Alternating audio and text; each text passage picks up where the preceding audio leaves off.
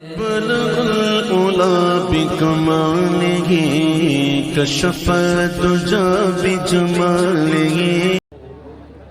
ممبر نور میں جلوہ افروز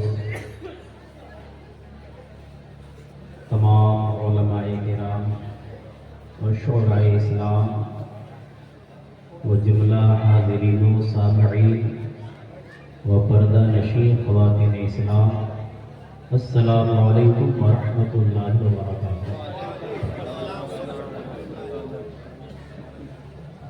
الحمد للہ نحمده ونستعینه ونستغفره ونؤمن به ونتوکل علیہ ونعوذ باللہ من شرور انفسنا ومن سیئات اعمالنا، من يهده الله فلا مضل له ومن يضلله فلا هادي له، ونشهد أن لا إله إلا الله وحده لا شريك له، ونشهد أن سيدنا ومولانا محمدا عبده ورسوله، أما بعد فأعوذ بالله من الشيطان الرجيم، بسم الله الرحمن الرحيم۔ قال الله تبارك وتعالى في القرآن المجيد والفرقان الحميد، من عمل صالحا من ذكر أو أنثى وهو مؤمن فلنحيينه حياة طيبة، آمنوا بالله صدق الله العظيم وصدق رسوله النبي الأمين الكريم، ونحن على ذلك من الشاهدين والشاكرين والذاكرين، والحمد لله رب العالمين۔ امام اہل سنت مجدد دین و ملت سیدی سرکار اعلیٰ حضرت الشاہ امام احمد رضا خان فاضل بریلوی رضی اللہ تعالی عنہ فرماتے ہیں، حشر تک ڈالیں گے ہم پیدائش مولا کی دھوپ، سبحان اللہ، حشر تک ڈالیں گے ہم پیدائش مولا کی دھوپ، مثل فارس نسل کے قلعے گراتے جائیں گے اور خاک ہو جائیں عدو جل کر مگر ہم تو رضا، دم میں جب تک دم ہے ذکر اللہ سناتے جائیں گے، خاک ہو جائیں عدو جل کر مگر ہم تو رضا، دم میں جب تک دم ہے ذکر اللہ سناتے جائیں گے۔ معزز سامعین کرام، نقیب اہل سنت ادیب شہید حضرت حافظ و قاری تقی عالم صاحب قبلہ گڑھوا اس وقت ہندوستان کے اکثر مقام نہیں پورے ہندوستان میں اپنی نقابت کا جلوہ اور اپنے اس نقابت کے ذریعے سے ہندوستان کی عوام اہل سنت کے دلوں پر قبضہ کرنے والے، الحمدللہ اللہ رب العزت ان کی نقابت و نزاکت میں مزید برکت عطا فرمائے۔ آپ کے سامنے عمدہ نقابت فرما رہے ہیں اور بہت ہی اچھے انداز میں۔ میرے معزز حاضر سامعین، خطبہ مسنونہ کے بعد میں نے پارہ نمبر 14 سورہ نحل آیت نمبر 97 کی آیت کریمہ تلاوت کی اور بہت مختصر تھوڑی دیر تک اس آیت مقدسہ کی روشنی میں قرآن و سنت کے حوالے سے دین سے متعلق چند باتیں بیان کرنے کی سعادت حاصل کروں۔ اس سے پہلے دستور کے مطابق اور ثواب کے خاطر تو سننے اور سنانے سے پہلے آئیے ہمارا آپ سارے حضرات عقیدت و محبت کے ساتھ اس مقائی نامدار مدنی تاجدار احمد مختار فخر موجودہ جناب محمد رسول اللہ صلی اللہ تعالی علیہ وسلم کی بارگاہ بقدس پناہ میں جھوم کر پڑھیں درود پاک اللہم صلی علی سیدنا و شفیعنا و نبینا و مولانا محمد بارک وسلم صلو علیہ صلاۃ و سلام علیک یا رسول اللہ صلاۃ و سلام علیک یا حبیب اللہ۔ شاعر بھی نہیں ہوں، ادیب بھی نہیں ہوں، تو لیکن انہی شعراء اور ادیبوں کی زبان سے نکلے ہوئے کچھ اشعار جو ہم لوگوں کی سماعتوں سے ٹکرا جاتے ہیں تو یاد آ جاتے ہیں۔ یہ ان کی مقبول دعائیں ہیں، اور آج اس بات کو کہے بغیر کوئی رک نہیں سکتا، اور اگر رک جائے تو ہم یہ کہتے ہیں کہ صوبے ہمارے مالوں سے استقبال آپ نے کیا، شکریہ۔ ہمارے نقیبی اہل سنت کے موقع سے شعر بولے تھے کہ دیکھتا ہوں ادھر کسی سے دل میں جلتا ہے، باد تحقیقات تو ایسے کم نکلتا ہے، خیر عقیدت سے قبول کر لیا ہم نے اسے، ورنہ آپ کو پھولوں میں بھی پہنچ۔ تو جب میں پڑھتے تھے شاعری سنتے تھے، اور ہمارے دیار کا جو اور جو بات میں کہہ رہا تھا کہ اس جھارکھنڈ، بہار اور یوپی کے کچھ مخصوص حصے اور خصوصیت کے ساتھ پلامو، گڑھوا، چھتیس گڑھ، یہ علاقے میں آج جو سنیت ہے اور ہمارے سروں پر جو سنیت کا تاج ہے، اس مدرسہ سراج العلوم جو مرکز علم و ادب ہے، جس کی بنیاد شیخ الملت والانس، شیخ الملت اور شیخ الجن والانس پیر طریقت رہبر شریعت حضور سراج ملت حضرت علامہ سراج الہدی قادری رحمت اللہ تعالی علیہ نے اس مدرسے کی بنیاد رکھی، اور اس مدرسے کی بنیاد رکھنے کے بعد آج یہ ادارہ بڑی یاد بان شان کے ساتھ چل رہا ہے، اور ہر سال اسی اسٹیج پر آپ نے دیکھا ہوگا ایک وہ حفاظ قرآن جو قرآن کریم اور کلام باری تعالیٰ کو اپنے سینوں میں محفوظ کر کے، اور یہاں کے اراکین اساتذہ ذی احترام اپنی محنتوں اور مشقتوں کے ساتھ ہر سال حفاظ قرآن کی شکل میں قوم کو عظیم تحفہ پیش کرتے ہیں۔ حسین منظر ہم لوگوں نے دیکھا کہ دیار محبت نے یہ پہلی حاضری ہے۔ بہرحال اور آج اس اسٹیج پر اور اس کرسی خطابت پر بیٹھنا ہماری کیا مجال ہے۔ شہر الہ آباد نہیں، پورے ہندوستان میں جن کے علم اور تحقیق کا چہار ڈنکا بج رہا ہے، بڑے بڑے محققین، بڑے بڑے علماء، یہاں تک کہ شورا خطبہ، جن کی علمی تحقیق، تدقیق، تدبیر اور ان کے خطابت کی آگے گھٹنے کے وہ کون سی ہستی ہے؟ استاذ گرامی، مناظر اہل سنت، شیخ التفسیر، عمدۃ المحققین حضرت علامہ و مولانا مفتی محمد مجاہد حسین صاحب قبلہ تشریف رکھتے ہیں، اور ان کا علمی فیضان لے کر کے آج یہ ناچیز آپ کے ساتھ جو کچھ بھی ہے حضرت کی بارگاہ سے فیض یافتہ۔ بہرحال اور ایک خوش نصیبی ہم بھی بیان کیے بغیر نہیں رہ پاتے، الحمدللہ حضور سراج ملت علیہ رحمت و رضوان کو شعور والی یادوں سے تو ہم نے نہیں دیکھا ہے، مگر حضرت کی گود میں میں نے بھی کھیلا۔ جب میرے گھر تشریف لے جایا کرتے تھے کہ والد گرامی حضرت شیخ القرآن محمد کمال الدین صاحب اللہ جو مرید خاص، اور سب سے سعادت مندی کی بات یہ بھی ہے کہ میرے نام نہال احمد کا انتخاب حضور سراج ملت ایک ولی کامل کی زبان نے انتخاب کیا ہے، اسی کی برکت ہے۔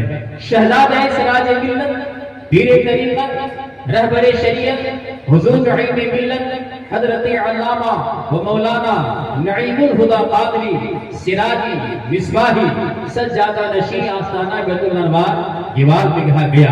بہت ہی تھوڑی ہی دیر کے بعد حضرت کی بھی پر نور آمد ہونے والی ہے، حضرت کا بھی فیض ہے، اور نعیم ملت ادام اللہ ذلہ کے اندر آپ سراپا عکس سراج ملت علیہ الرحمہ کو آپ دیکھیں گے، یہ آنکھوں کا مشاہدہ ہے، یہ مریدین کا حلقہ ہے۔ ہم بھی بیت الانوار سے جڑے ہوئے ہیں، بلکہ بیت الانوار کے خادم ہیں۔ ابھی حضرت کی تشریف آوری ہونے والی ہے، اور شہزادہ سراج ملت جیسا کہ نقیب اہل سنت نے بیان فرمایا، حضرت علامہ و مولانا نعیم الہدی صاحب اللہ مصباحی اور ہندوستان کے مشہور خطبہ اور شعراء حضرت خطیب اہل سنت حضرت علامہ فائق الجمال صاحب قبلہ وہ بھی تشریف لانے والے ہیں، اور اس ادارے کے پرانے استاد حضرت قاری بشیر صاحب قبلہ اور دیگر اساتذہ کرام ڈاکٹر قمر الدین صاحب قبلہ ہو گئے، مولانا محبوب صاحب قبلہ ہو گئے، اور پہلی بار آئے ہیں، اس میں کسی کو نہ تعارف نہیں، معذرت کے ساتھ سارے ہمارے علماء موقر ہیں، معظم ہیں، محترم ہیں، قابل احترام ہیں۔ رب تبارک و تعالی ان کے صدقے اور وسیلے سے بلاؤں کو دور فرمائے۔ کسی شاعر نے کہا تھا، بزرگان دین کے ظاہری احوال کو دیکھ کر کسی شاعر نے کیا ہی خوب کہا تھا، نہ کسی ہم سفر نہ کسی ہم نشی سے نکلے گا، نہ کسی ہم سفر نہ کسی ہم نشی سے نکلے گا، ہمارے پاؤں کا کانٹا ہم ہی سے نکلے گا۔ نہ کسی ہم سفر نہ کسی ہم نشی سے نکلے گا، ہمارے پاؤں کا کانٹا ہم ہی سے نکلے گا۔ اور یاد کرو کسی گلی میں وہ بھوکا فقیر رہتا تھا، یاد کرو کسی گلی میں وہ بھوکا فقیر رہتا تھا، تلاش کرو خزانہ وہیں سے نکلے گا۔ یاد کرو کسی گلی میں وہ بھوکا فقیر رہتا تھا، تلاش کرو خزانہ وہیں سے نکلے گا۔ محبت کے ساتھ ایک بار اور پڑھنے درود پاک، اللہم صلی علی سیدنا و شفیعنا و نبینا و مولانا محمد بارک وسلم، صلو علیہ صلاۃ و سلام علیک یا رسول اللہ صلی اللہ تعالی علیہ وسلم۔ ابھی آپ کے سامنے ضیاء اللہ حلن نعت پاک پڑھ رہے تھے، اس کے بعد دیگر اور بھی شعراء حضرات نے بہترین نواز نعتیہ کلام ہمیں اور آپ کو سنائے، اور ہندوستان کے ایک مشہور شاعر ہیں محمد علی فیض بھی تشریف لانے والے ہیں۔ درود شریف پڑھنے کے بعد جو آیت میں نے پڑھی ہے اس کا ترجمہ پیش کروں، چند باتیں بتاؤں، اس کے بعد اپنی تقریر کا میں ختم کروں۔ رب تبارک و تعالی نے قرآن مجید میں ارشاد فرمایا ہے، من عمل صالحا من ذکر او انثى وهو مؤمن۔ اللہ تعالی نے فرمایا کہ جو نیک عمل کرے، اچھا عمل کرے، عمل صالح کرے، خواہ مرد ہو یا عورت، چونکہ خواتین اسلام کی بھی آمد اس لیے تبصرہ دونوں پڑھتے ہیں، خواتین کے لیے بھی مردوں کے لیے بھی۔ ہم لوگ تو کہیں بھی جا کر کے علماء کرام کے بیان سن لیتے ہیں، پڑھ لیتے ہیں، خواتین اسلام کو اتنا موقع دستیاب نہیں ہوتا، اس لیے جلسے میں چاہیے کہ چند باتیں ان کی طرف بھی منسوخ کریں عملی حساب سے۔ تو اللہ رب العزت نے قرآن کی اس آیت میں مرد و خواتین دونوں کا ذکر کیا کہ جو نیک عمل کرے، من ذکر او انثى، مرد ہو یا عورت ہو، وہ مؤمن، اور وہ ہو ایمان والا، ایمان والی، دونوں چیزیں ہیں۔ نیک عمل مرد کرے یا عورت کرے، مگر وہ ہو ایمان والا۔ اس کا نتیجہ کیا ہے، ثمرہ کیا ہے، اس کا جزا کیا ہے، بدلہ کیا ہے؟ اللہ تعالیٰ فرماتا ہے فَلَنُحْيِيَنَّهُ حَيَاةً طَيِّبَةً، جو نیک عمل کرے مرد ہو یا عورت اور وہ ہو مومن، تو ہم ضرور اسے اچھی زندگی دلائیں گے، حیات طیبہ عطا فرمائیں گے، پاکیزہ زندگی عطا کریں گے، پاکیزہ زندگی ہم انہیں دلائیں گے، مرد ہو یا عورت۔ مگر اس حیات طیبہ کے لیے، اس پاکیزہ زندگی کے لیے جو اسی آیت میں اللہ تعالیٰ نے شرطوں کا ذکر فرمایا ہے، وہ ہوا مومن اور وہ ہو مومن۔ گویا کہ اس نیک عمل کے بعد جو بدلہ ہوگا اور اس بدلہ سے پہلے جو نیک عمل ہے اس کے بیچ میں ہے ایمان۔ اس سے پتہ یہ چلا کہ بغیر ایمان کے پوری زندگی خواہ پہاڑوں کے برابر وہ نیکیاں کر لے، عمل صالح کر لے، اچھا عمل کر لے، اگر وہ ایمان والا نہیں ہے تو سارے اعمال حسنہ اطاعت چلے جائیں گے، اور اللہ تعالیٰ اس کے اعمال حسنہ کو جو بغیر ایمان کے دیے گئے ہیں اس کے اعمال حسنہ کو اللہ تعالیٰ ذرات بنا کر کے ایسے دکھائے گا جیسے اس کے عمل کی اللہ کی بارگاہ میں کوئی حیثیت ہی نہیں ہے، کوئی اس کی قبولیت ہی نہیں ہے۔ بلا ایمان کے جو نیک عمل کیا جائے گا اللہ تعالیٰ اس کو بکھرے ہوئے ذرات جو زمینوں میں آپ دیکھتے ہیں کہ ذراتوں کی کوئی حیثیت نہیں ہوتی، بالکل اسی طرح بغیر ایمان کے اگر کوئی نیک عمل کرتا ہے تو اسی ذرات کی طرح اس کی حیثیت ہوگی، جس کی اللہ کی بارگاہ میں کوئی حیثیت نہیں، اسی طرح بغیر ایمان کے عمل صالح کی کوئی حیثیت نہیں۔ اس لیے قبولیت اعمال صالحہ کی شرط ایمان ہونا ہے، مومن ہونا ہے۔ بغیر ایمان کے نیک عمل مقبول نہیں ہو سکتا ہے۔ آج کل بہت سارے ایمان والے لوگ گھوم رہے ہیں، مارکیٹ میں نقلی ایمان والے لوگ گھوم رہے ہیں، وہ بھی دعویٰ پیش کرتے ہیں ہم ایمان والے ہیں، اور عقیدہ کیا رکھتے ہیں؟ اللہ تعالیٰ جھوٹ بول سکتا ہے، معاذ اللہ رب العالمین۔ یہ اتنا بڑا جھوٹا ہے، جس نے کہا اللہ جھوٹ بول سکتا ہے، دھرتی پر اس سے بڑا کوئی جھوٹا اور کذاب ہو ہی نہیں سکتا ہے۔ تو ویسے بھی کچھ مسلمان گھوم رہے ہیں مارکیٹ میں، ان سے امتیاز اور ان کی پہچان اور علامت ضروری ہے، اور انہی پہچان اور علامتوں کے لیے حضور سراج ملت علیہ الرحمہ نے سراج العلوم کی شکل میں دین و سنت کا ایک مضبوط تیرا کھڑا کر دیا ہے۔ آؤ سراج العلوم میں یہاں پڑھو، عقیدے کی اصلاح کرو، عملی اصلاح کرو، اور جاؤ یہاں سے پڑھ کر کے اور لوگوں کو دین کی طرف مائل کرو، اور لوگوں کے عقیدے کی اصلاح کرو، خود بھی اپنے عقائد کو محفوظ کرو اور دوسروں کے عقیدے کو بھی محفوظ کرو۔ بچاؤ لوگوں دین و سنت کا یہ چمکتا ہوا عظیم ادارہ اور قلعہ، جسے حضور سراج ملت علیہ الرحمہ نے خون جگر جلا کر کے سینچا ہے، اس ستارے کی کامیابی اور ترقی میں ہم ضرور تن من دھن سے ہم اس کی خدمت کریں۔ تو کیا ہے نیک عمل کی قبولیت کی جو شرط ہے وہ کیا ہے؟ ایمان۔ اب جب ایمان کی حالت میں نیک عمل کرو، اللہ تعالیٰ فرماتا ہے فَلَنُحْيِيَنَّهُ حَيَاةً طَيِّبَةً، ہم اسے پاکیزہ اور اچھی زندگی دلائیں گے۔ وہ اچھی زندگی کیا ہے؟ اچھی زندگی کیا ہے؟ حیات طیبہ کیا ہے؟ پاکیزہ حیات کیا ہے؟ پاکیزہ زندگی کیا ہے؟ دنیا میں ہے، آخرت میں ہے، کہاں ہے؟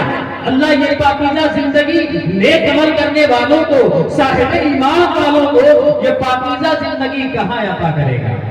تبھی نقیبی اہل سنت بیان کر رہے تھے، تفسیر کے بارے میں کہہ رہے تفسیر، ایک بہت مشہور مفسر کا تفسیر کی دنیا میں نام گزرا ہے، نام نامی اس میں گرامی الفتح ابو اللیث الحنفی رحمۃ اللہ تعالی علیہ تفسیر سمرقندی کے نام سے مشہور ہے. اس آیت کی تفسیر میں چند باتیں حضرت نے بیان فرمائے حیات طیبہ کے تعلق سے. کیا فرمایا کہ اللہ تعالی صاحب ایمان کو یعنی ایمان کی حالت میں جو اچھے اعمال کرنے والے ہیں انہیں حیات طیبہ عطا فرمائے گا. وہ حیات طیبہ کیا ہے؟ یجعل حیاتہ فی طاعت اللہ، یعنی اس کی زندگی اللہ تعالیٰ کی اطاعت میں لگا دی جائے گی. یعنی جو حیات طیبہ کیا ہے، اچھی زندگی کیا ہے، اس کی زندگی اللہ تعالیٰ کی اطاعت میں لگا دی جائے گی، کر دی جائے گی. یہ ایک تفسیر ہے. دوسری تفسیر رئیس المفسرین فرماتے ہیں حضرت عبداللہ بن عباس رضی اللہ تعالیٰ عنہ کے حوالے سے کہ پاکیزہ زندگی کیا ہے، تو پاکیزہ زندگی ہے فرماتے ہیں الکسب الطیب والعمل الصالح، یعنی حلال کمائی اور نیک عمل. یہ اللہ تعالیٰ اس بندے کو حلال رزق کی توفیق عطا فرمائے گا اور نیک عمل کرنے کی توفیق عطا فرمائے گا. یہ ہے حیات طیبہ اور یہ ہے پاکیزہ زندگی. اس کے بعد ایک اور قول ہے العلی قال القناعۃ. تیسری تفسیر کیا ہے؟ اللہ تعالیٰ قناعت کی توفیق عطا فرمائے گا. پاکیزہ زندگی کیا ہے؟ قناعت. اور قناعت کا مطلب کیا ہے؟ تھوڑی سی چیز پہ راضی ہو جانا. تو گویا کہ نمرود و شداد کی طرح دولت کا مطالبہ نہیں. ساری چیزوں کا مالک اللہ تعالیٰ. یہ نہیں کہتا کہ دولت کا مطالبہ نہ کیا جائے. اگر آپ مطالبہ نہیں کریں گے تو حج جیسی عظیم فضیلت کو کیسے پائیں گے؟ اس کے لیے مال کی ضرورت ہے، مگر مال ہو تو کسی دنیا دار کی طرح نہیں بلکہ حضرت عثمان غنی رضی اللہ تعالیٰ عنہ کی طرح ہمارا مال ہونا چاہیے اور اس کا استعمال اسی آئینے یہ مال کی حقیقت ہے. تو کیا تفسیر ہے؟ القناعۃ یعنی تھوڑی سی چیز پہ راضی ہو جانا. اور ایک تفسیر اور ہے، فرماتے ہیں لا تطیب الحیات لأحد الا فی الجنہ. کسی کی زندگی پاکیزہ نہیں ہوگی مگر جنت میں پاکیزہ زندگی ہوگی. یہ کئی تفسیریں ہوئی. عمل صالح، رزق حلال، اس کے بعد قناعت، اس کے بعد کسی کی زندگی پاکیزہ نہیں مگر جنت میں. گویا کہ عمل صالح کا جو نتیجہ ہوگا صاحب ایمان والوں کا، وہ نتیجہ کیا ہوگا؟ دخول یعنی جنت میں داخل ہونا. ان کی انتہا ہے ایمان والے بندے کی جنت پہ داخل ہونا. میرے معزز صاحب کرام، اب میں کہنا چاہوں گا آئیے دربار سراج ملت پہ آئے ہیں، شہزادہ سراج ملت حضور نئی ملت میں تشریف لانے والے ہیں. کیا کہا؟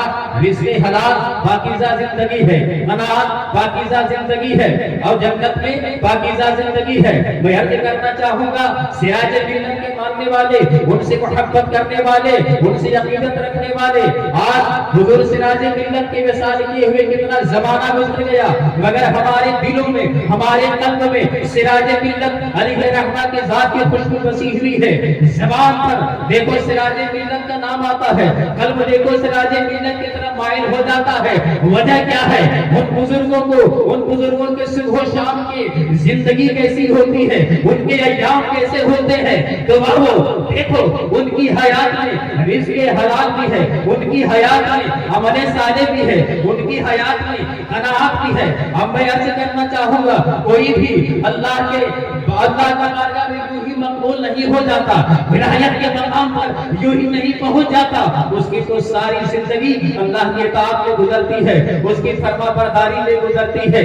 اور جب اللہ والے کی ساری حیات اور ساری زندگی اللہ کی اطاعت میں گزرتی ہے، اس کی فرما برداری میں گزرتی ہے، جب اللہ تعالیٰ انعام انہیں عطا فرماتا ہے کہ وہ اللہ والوں کی حیات طیبہ دنیا میں بھی بنا دیتا ہے اور آخرت میں بھی حیات طیبہ عطا فرما دے گا. دنیا میں بھی حیات طیبہ، آخرت میں بھی حیات طیبہ۔ دنیا میں حیات طیبہ یہ ہے کہ بزرگان دین خود بھی اللہ کے رسول کے موتی و فرما بردار ہوتے ہیں اور دوسروں کو اللہ کی اطاعت کی طرف دعوت دینے والے ہوا کرتے ہیں۔ اللہ نے ان کے نام کو زندہ رکھا، ان کی حیات کو زندہ رکھا۔ یہ ہے اللہ والے کی شان۔ بزرگان دین کے صبح و شام قیام کیسے ہوتے ہیں؟ تھوڑی سی چیز پہ راضی ہو جاتے ہیں۔ بیان کرنے والے بیان کرتے ہیں کہ صبح سے لے کر کے شام تک اسی خانقاہ بیت الانوار میں شیخ الجن والانس سراج ملت بیٹھتے تھے، مریدین اپنی ضرورت سے تعویذ لینے کے لیے آیا کرتے تھے۔ صبح سے لے کر شام تک لکھتے صبح بیٹھتے شام ہو جاتی تھی، مگر 1 روپے کا مطالبہ کسی سے نہیں فرماتے تھے۔ اسی کا نام ہے قناعت۔ میرا رازق اللہ۔ اتنا خدا کی ذات پر ان بزرگوں کو اتنا اعتماد اور بھروسہ ہے کہ کسی دنیا دار کی فکر نہیں کرتے۔ اگر وہ فکر کرتے ہیں تو اپنے پروردگار کی فکر نہیں کرتے۔ میرے معزز سامعین کرام، یہ ہے حیات طیبہ بزرگان دین کی۔ آپ کی بات میں پیش کر کے رخصت ہو جاؤں۔ یہاں سے حفاظ کرام کے دستار حفظ الحمدللہ لائق مبارکباد ہے وہ اساتذہ کرام جن کی محنتوں سے اور وہ حفاظ کرام کی کاوشیں کہ ان کے سینے میں 30 پارہ محفوظ ہو گئے۔ اللہ اکبر۔ اللہ کے رسول نے فرمایا قرآن ہمیں سمجھنا چاہیے، قرآن کے احکام پہ ہمیں عمل کرنا چاہیے۔ یہ سراج العلوم اسی لیے تو قائم کیا گیا ہے۔ آئیے قرآن سے قریب ہو جائیے، قرآن پڑھیے، پڑھائیے، دوسروں تک پہنچائیے۔ اللہ کے رسول نے فرمایا اقرؤوا القرآن فإنه يأتي يوم القيامة شفيعا لأصحابه۔ اللہ کے رسول نے فرمایا قرآن پڑھو کیونکہ یہی قرآن قیامت کے دن تمہارا سفارشی بن کر کے تشریف لائے گا۔ قرآن پڑھو، یہ قرآن قیامت کے دن خدا کے حضور تمہارا سفارشی ہوگا۔ اگر شفاعت چاہتے ہو اللہ کی بارگاہ میں، سفارش اگر چاہتے ہو، قرآن پڑھو اور دوسروں کو پڑھاؤ۔ آخری حدیث پیش کر کے رخصت ہو جاؤ۔ اللہ اکبر۔ کتنا مقام و مرتبہ اللہ تعالیٰ نے اپنے سینے میں قرآن محفوظ کرنے والوں کو کتنا بڑا مقام اللہ نے عطا فرمایا ہے۔ یہ حفاظ قیامت میں اللہ کرے اللہ سب کو جنتی بنا دے۔ جب جنت میں جائیں گے تو کسی درجے کی تخصیص نہیں ہوگی کہ یہ حافظ کس درجے میں رہے گا جنت کی۔ اللہ توجہ چاہوں گا علماء حضرات کی اور تمام عوام اہل سنت کی، اس کے لیے درجے کی کوئی تخصیص نہیں ہے۔ تو پھر جنت کے کس درجے میں رہے گا کون؟ قرآن پڑھنے والا اور سینے میں قرآن کو محفوظ رکھنے والا جنت میں کس درجے اور منزل میں وہ ہوگا؟ ہم سے نہ سنو، آؤ حدیث کی طرف لو لگاؤ۔ پیارے آقا صلی اللہ تعالی علیہ وسلم کا فرمان ہے، اللہ کے رسول فرماتے ہیں کہ قرآن پڑھنے والے سے جنت کہا جائے گا، کیا کہا جائے گا؟ اقرا ورتقی ورتل۔ قرآن پڑھنے والے سے کہا جائے گا اے قرآن کے حفظ کرنے والے، قرآن پڑھتا جا اور درجہ جنت میں چڑھتا۔ قرآن پڑھتا جا، چڑھتا جا، ٹھہر ٹھہر کر قرآن پڑھ۔ رتل کما کنت ترتل فی الدنیا، کہ قرآن ٹھہر ٹھہر کر پڑھو اور قرآن پڑھتے جاؤ اور درجات جنت کو عبور کرتے جاؤ۔ یہ کس کا مقام ہے؟ قرآن محفوظ کرنے والوں کا۔ اور یہی نہیں، پھر اس حافظ قرآن کا جو ٹھکانہ ہوگا جنت میں وہ کہاں ہوگا؟ توجہ چاہوں گا۔ اللہ کے رسول فرماتے ہیں فَإِنَّ مَنْزِلَتِكَ عِنْدَ آخِرِ آیَةٍ تَقْرَؤُ بِهَا۔